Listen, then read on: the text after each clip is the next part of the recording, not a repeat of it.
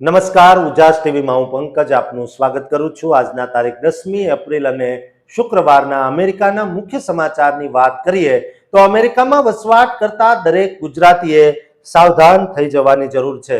વાહન ચલાવનારા દરેક એનઆરઆઈએ કોઈ પણ કાયદો તોડતા પહેલા પોતાના સિટીઝનશીપ અને વિઝા સ્ટેટસનું ધ્યાન રાખવું જોઈએ। ટ્રમ્પ સરકાર હાલ ઇમિગ્રન્ટ્સ પર આકરી કાર્યવાહી કરી રહ્યું છે। જોર્જિયાના મેહુલ હરગોનભાઈ પટેલે શું ભૂલ કરી અને તેમની કેવી રીતે ધરપકડ થઈ તેની વિગતે વાત કરીશું। આ સિવાયના સમાચારમાં જોઈએ તો અમેરિકામાં વસવાટ કરતા ભારતીયો અને ખાસ કરીને વડીલો માટે માઠા સમાચાર આવ્યા છે, કારણ કે 1 મે 2026 થી જે લાભ મળી રહ્યા છે અને આર્થિક સધિયારો છે તે બંધ કરી દેવામાં આવે તેમ છે, તેની વિગતે વાત કરીશું। આ સિવાયના સમાચારમાં જોઈએ તો અમેરિકામાં હાલ એઆઈ એટલે કે આર્ટિફિશિયલ ઇન્ટેલિજન્સે હદ વટાવી દીધી છે। એઆઈ દ્વારા મોકલાતા ઈમેલ્સ વાંચીને લોકો સ્તબ્ધ થઈ રહ્યા છે, જેમાં પરિવારના મોતના સમાચાર આવ્યા હોય તેવા મેસેજ અને ઘૃણાસ્પદ મેલથી ખળભળાટ મચી ગયો છે, તેની વિગતે વાત કરીશું। તો ચાલો તમામ સમાચાર જોઈએ વિસ્તારથી। અમેરિકાના જોર્જિયામાં બનેલી આ ઘટનાએ ફરી એકવાર સાબિત કરી દીધું છે કે કાયદાની એક ભૂલ તમારી સ્વતંત્રતાને પળવારમાં કેવી રીતે છીનવી શકે છે। એક રાત, એક નાની બેદરકારી અને પછી જેલમાં વિતાવેલો સમય। આ સસ્પેન્સ પાછળનું સત્ય જાણીને તમે ચોક્કસ કંપી જશો। આ સત્ય પાછળનું સસ્પેન્સ જાણીને ચોક્કસ તમે કંપી જશો। આજે અમેરિકાના જોર્જિયા રાજ્યના કોફી કાઉન્ટીમાંથી એક એવા સમાચાર સામે આવ્યા છે જેણે ત્યાં વસતા ગુજરાતી એનઆરઆઈ સમાજને વિચારતા કરી દીધા છે। 1 એપ્રિલ 2026 ના રોજ મોડી રાત્રે એટલે કે આશરે 11:21 ડગલાસ પોલીસ ડિપાર્ટમેન્ટ દ્વારા 41 વર્ષીય મેહુલ પટેલ નામના એક ગુજરાતી યુવાનની ધરપકડ કરવામાં આવી। આ સમાચાર માત્ર એક પોલીસ બુકિંગ રેકોર્ડ નથી, પણ તે વિદેશમાં કાયદાનું પાલન કરવું કેટલું અનિવાર્ય છે તેની એક અત્યંત ગંભીર ચેતવણી છે। મેહુલ પટેલ વિરુદ્ધ જે આરોપો નોંધાયા છે તે અમેરિકાના કાયદા મુજબ બહુ જ ગંભીર માનવામાં આવે છે, જેમાં સૌથી પહેલો અને મુખ્ય ગુનો છે DUI એટલે કે દારૂના નશામાં વાહન ચલાવવું।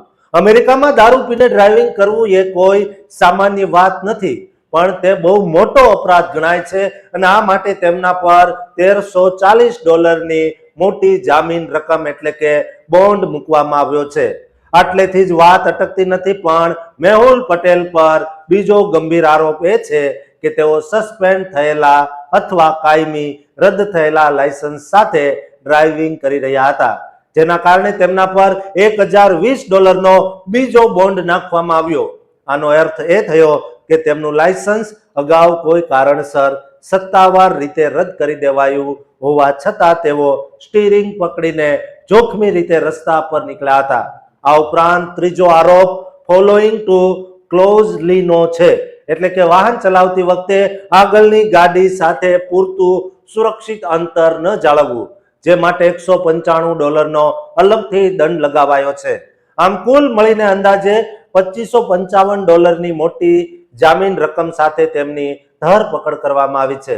જાહેર રેકોર્ડ મુજબ મેહુલભાઈની આ કોઈ પહેલી ભૂલ નથી, કારણ કે ગત 24 નવેમ્બર 2025ના રોજ કોફી કાઉન્ટીમાં જ તેમની વિરુદ્ધ લેન ન જાળવવા અને વાહનમાં દારૂની ખુલ્લી બોટલ રાખવા બદલ અટકાયત થઈ હતી। વારંવાર થતા આ પ્રકારના ગુનાઓ વિદેશમાં રહેતા આપણા ગૌરવશાળી ગુજરાતી ભાઈઓની મુશ્કેલીઓમાં મોટો વધારો કરી શકે છે, કારણ કે ત્યાં કાયદો અને વ્યવસ્થા બહુ જ કડક અને ચુસ્ત છે। જો કે ન્યાયની દૃષ્ટિએ જ્યાં સુધી અદાલતમાં ગુનો સાબિત ન થાય ત્યાં સુધી કોઈ પણ વ્યક્તિને નિર્દોષ માનવાનો પૂરો અધિકાર છે, પણ આવી ઘટનાઓથી પરિવાર પર જે માનસિક આઘાત અને આર્થિક બોજ આવે છે તે કદાચ આ ડોલર કરતા પણ વધુ કિંમતી હોય છે।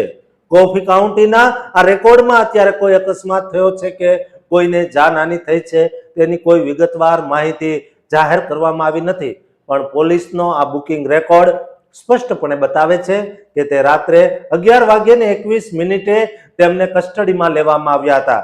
અમેરિકાના સપના જોનારા અને ત્યાં વસતા દરેક વ્યક્તિએ એ વાત ખાસ સમજવી જોઈએ કે ત્યાંનો ટ્રાફિક કાયદો તોડવો એ કોઈ રમત નથી અને ખાસ કરીને લાયસન્સ વગર કે નશાની હાલતમાં ડ્રાઇવિંગ કરવું એ તમારી આખી કારકિર્દી અને તમારા કાયદેસરના વિઝા કે સિટીઝનશીપ પર મોટું જોખમ ઊભું કરી શકે છે. આ સમાચાર કોઈ વ્યક્તિને નીચું બતાવવા માટે નથી દોસ્તો, પણ આખા સમાજ માટે એક પાઠ સમાન છે કે જેથી બીજા લોકો આવી ગંભીર ભૂલ ન કરે. મેહુલભાઈ હરગોવનભાઈ પટેલના આ કિસ્સાએ અત્યારે સોશિયલ મીડિયા પર અને ખાસ કરીને એનઆરઆઈ ગ્રુપોમાં ભારે ચર્ચા જગાવી છે અને લોકો કહી રહ્યા છે કે હવે શિસ્તબદ્ધ રહેવાનો સમય આવી ગયો છે. આ પ્રકારની વારંવાર થતી ધરપકડ તમારી સામે કાયમી કાનૂની આફત નોતરી શકે છે, જે તમારા અને તમારા પરિવારના સુવર્ણ ભવિષ્યને પળવારમાં બરબાદ કરી શકે છે.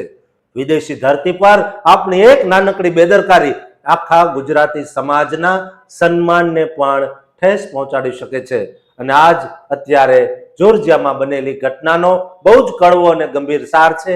એટલે જ દરેક નાગરિકે પોતાની અને રસ્તા પર ચાલતા અન્યોની સુરક્ષા માટે કાયદાનું પાલન કરવું જ જોઈએ.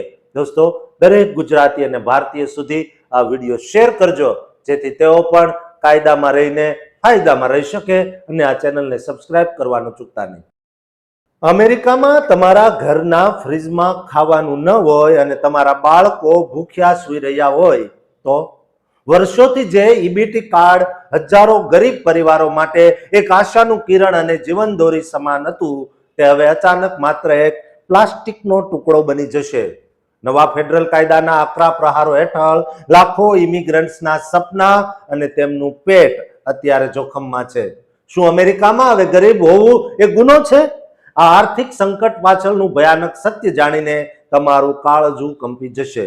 અત્યારે અમેરિકાના આખા ઇમિગ્રન્ટ સમાજમાં અને ખાસ કરીને જે લોકો સરકારી મદદ પર નિર્ભર છે તેમના માટે એક બહુ જ મોટા અને ચિંતાજનક સમાચાર સામે આવ્યા છે. અમેરિકામાં ફૂડ સ્ટેમ્પ્સ એટલે કે સ્નેપના લાભોમાં એક એવો ઐતિહાસિક ફેરફાર કરવામાં આવ્યો છે જેણે હજારો પરિવારોના રસોડામાં સન્નાટો ફેલાવી દીધો છે. 9 એપ્રિલ 2026 થી અમલમાં આવેલા ફેડરલ કાયદા HR 1, જેને one big beautiful bill act તરીકે ઓળખવામાં આવે છે, તેણે સાબિત કરી દીધું છે કે હવે અમેરિકામાં રહેવું વધુ મુશ્કેલ બનવાનું છે. આ કાયદા પર રાષ્ટ્રપતિ ડોનાલ્ડ ટ્રમ્પે 4 જુલાઈ 2025 ના રોજ હસ્તાક્ષર કર્યા હતા. તેનો મુખ્ય હેતુ સ્નેપ પ્રોગ્રામમાંથી $187 બિલિયન મોટી બચત કરવાનો છે. આ બચત કરવા માટે સરકારે નોન સિટીઝન્સ માટે લાયકાતના નિયમો એટલા સખત બનાવી દીધા છે જે સાંભળીને તમે પણ સ્તબ્ધ થઈ જશો. અત્યાર સુધી જે લોકો શરણાર્થી એટલે કે રેફ્યુજી તરીકે આવ્યા હતા અથવા જેમને એસાઇલી અને પેરોલીનું સ્ટેટસ મળ્યું હતું, તેવા હજારો લોકો હવે સ્નેપના લાભો માટે અયોગ્ય ઠર્યા છે. એટલું જ નહીં, પણ ઘરેલું હિંસાનો ભોગ બનેલા લોકો અને હ્યુમન ટ્રાફિકિંગમાંથી બચેલા લોકો જેમને અત્યાર સુધી સરકારી સહાય મળતી હતી, તેમને પણ હવે આ લાભોથી વંચિત રાખવામાં આવશે. જે ઈરાકી અને Afghan SIV visa holders green card નથી ધરાવતા, તેમના માટે પણ હવે ભૂખમરા જેવી સ્થિતિ સર્જાઈ શકે છે. જોકે જે લોકો પાસે 5 વર્ષ કે તેથી વધુ સમયથી ગ્રીન કાર્ડ છે અથવા જેઓ અંધ કે દિવ્યાંગ છે, તેમના માટે કેટલાક અપવાદો રાખવામાં આવ્યા છે, પણ મોટા ભાગના ઇમિગ્રન્ટ્સ માટે હવે આ દરવાજા બંધ થઈ રહ્યા છે. ખાસ કરીને કોલોરાડોના એરાપાહો કાઉન્ટીમાં આની સૌથી વધુ અસર જોવા મળી રહી છે, જ્યાં 2900 થી વધુ લોકોએ પોતાના ફૂડ બેનિફિટ્સ ગુમાવ્યા છે. 9 એપ્રિલથી નવી અરજીઓ લેવાનું બંધ કરી દેવાયું છે અને મે 2026 થી આ લોકોના ઈબીટી કાર્ડ પર મળતો લાભ કાયમ માટે બંધ થઈ જશે.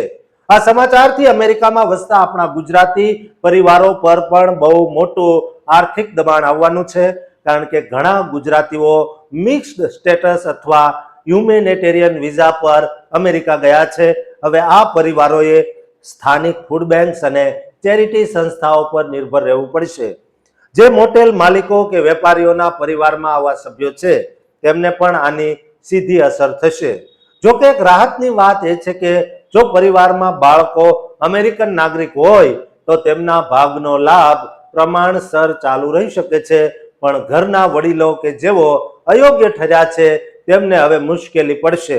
જો તમે આ સ્થિતિમાં હોવ તો તમારે તાત્કાલિક તમારા કાઉન્ટી હ્યુમન સર્વિસ વિભાગનો સંપર્ક કરવો જોઈએ, અને જો તમારું સ્ટેટસ ગ્રીન કાર્ડમાં બદલાયું હોય તો તેને અપડેટ કરાવવું જોઈએ, જેથી તમારો લાભ ચાલુ રહી શકે. આ કાયદો બતાવે છે કે અમેરિકા હવે ઇમિગ્રન્ટ્સ માટેના નિયમોમાં કોઈ પણ પ્રકારની ઢીલ અપનાવવાના મૂડમાં જરાય નથી. આર્થિક બોજ ઘટાડવા માટે ગમે તેટલા આકરા પગલાં લેવા તૈયાર છે. આ માહિતી દરેક ગુજરાતી સુધી પહોંચાડવી જરૂરી છે, જેથી તેઓ પોતાના ભવિષ્યનું આયોજન કરી શકે.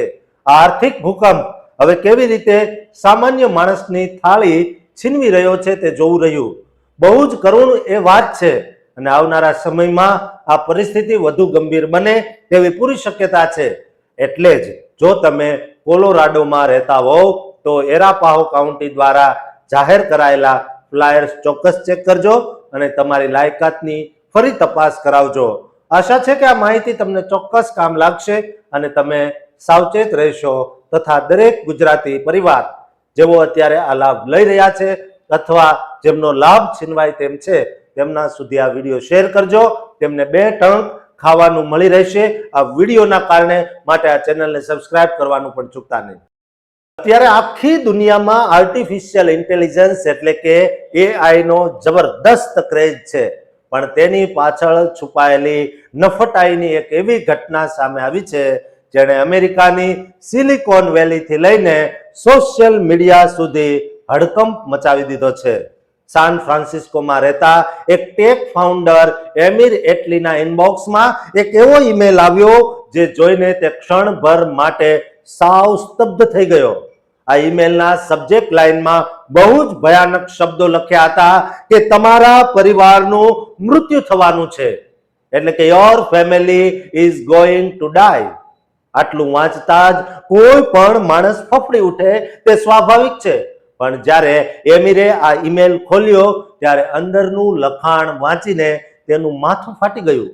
કારણ કે તે કોઈ ધમકી નહોતી, પણ એક AI ટૂલ વેચવા માટેની બહુ જ ગંદી અને જોખમી સેલ્સ પીચ હતી. મેસેજમાં આગળ લખ્યું હતું, જો તમે આ અદ્ભુત ડીલનો લાભ નહીં લો તો તમારો પરિવાર શરમથી મરી જશે. આ અઠવાડિયે નવા યુઝર્સ માટે AI ટૂલ પર 50% ડિસ્કાઉન્ટની ઓફર આપવામાં આવી છે. આ ઈમેલ બ્રેટ નામના એક વ્યક્તિએ મોકલ્યો હતો, જે B2B SaaS બિઝનેસ માટે ઓપરેશન સુધારવાનું કામ કરે છે. એમિરે આ ઈમેલનો સ્ક્રીનશોટ લઈને એક્સ એટલે કે ટ્વિટર પર શેર કર્યો અને લખ્યું, આ અત્યાર સુધીનો સૌથી ખરાબ અને નીચ કક્ષાનો કોલ્ડ ઈમેલ છે. આ પોસ્ટ વાયરલ થતાની સાથે જ લોકોએ આ AI કંપની અને મોકલનાર બ્રેટની બહુ જ આકરી ટીકા કરવાનું શરૂ કરી દીધું છે. સોશિયલ મીડિયા યુઝર્સ કહી રહ્યા છે કે આ માત્ર એક માર્કેટિંગની રીત નથી, પણ આ તો ડિજિટલ ઉત્પીડન અને સાયબર હેરેસમેન્ટ છે. લોકોમાં એટલો આક્રોશ છે કે તેઓ કહી રહ્યા છે કે AI કંપનીઓ હવે એટલી લાચાર બની ગઈ છે કે તેઓ ધ્યાન ખેંચવા માટે પરિવારના મોતના સમાચાર આપવા સુધી જઈ રહી છે. કેટલાક લોકોએ આને ગુનો એટલે કે ફેલોની ગણાવી છે, કારણ કે તેમાં કોઈ પણ જાતનું રિસર્ચ કે પર્સનલાઇઝેશન નથી, પણ માત્ર ધમકીઓનો સહારો લેવામાં આવ્યો છે. એક યુઝરે તો બહુ જ રમૂજી પણ કડવી સલાહ આપી છે કે આવા લોકોનો ફોન ઉપાડવો જોઈએ અને તેમને બહુ મોટી ડીલની આશા આપીને પછી તેમને સાવ ઇગ્નોર કરીને છોડી દેવા જોઈએ. આ કિસ્સો જોઈને લોકોને ગયા વર્ષે ભારતીય CEO હર્ષદીપ પાલ સાથે બનેલી ઘટના યાદ આવી ગઈ.